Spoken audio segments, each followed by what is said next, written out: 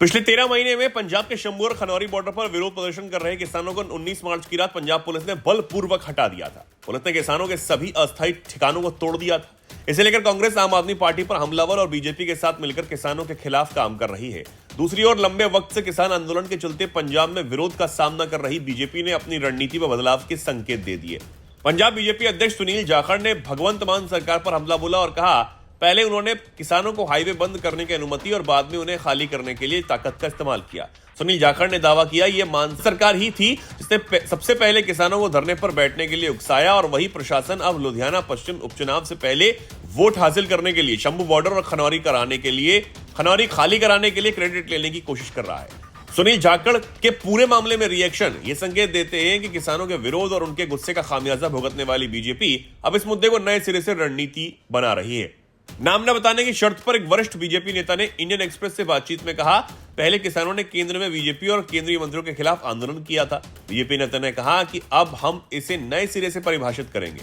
किसान अपमानित महसूस कर रहे हैं, उन्हें एहसास हो गया होगा कि सत्तारूढ़ आप सरकार ने उनके साथ यूज एंड थ्रो की नीति अपनाई।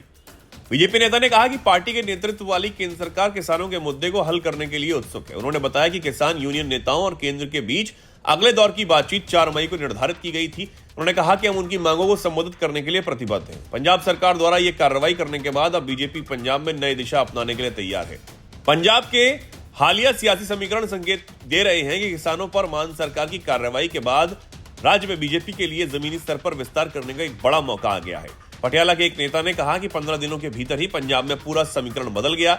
अब किसान बनाम पंजाब सरकार हो गया। बीजेपी का मानना है कि भगवंत मान सरकार के खिलाफ यह बयान पार्टी कार्यकर्ताओं का मनोबल बढ़ाने में सहायक होगा, जो कई सालों से विभिन्न असफलताओं से जूझ रहे हैं।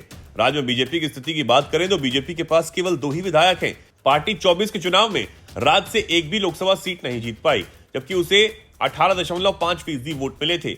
उसे उम्मीद है कि किसानों का मुद्दा उसे 2027 में होने वाले विधानसभा चुनावों के लिए जमीनी तैयारी करने में मदद कर सकता है।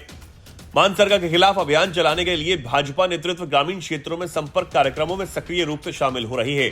भगवंत मान सरकार के खिलाफ बीजेपी ग्रामीण क्षेत्रों में आक्रामक कैंपेन कर रही है। अपने संगठन को फिर से खड़ा करने के लिए रोडमैप पर बीजेपी प्रवक्ता प्रीतपाल सिंह बालियावाल ने कहा कि हम लोगों को पीएम आवास योजना, ग्रामीण भारत जन आरोग्य योजना और किसान सम्मान योजना जैसी विभिन्न कल्याणकारी योजनाओं के लिए ऑनलाइन आवेदन भरने में मदद कर रहे हैं।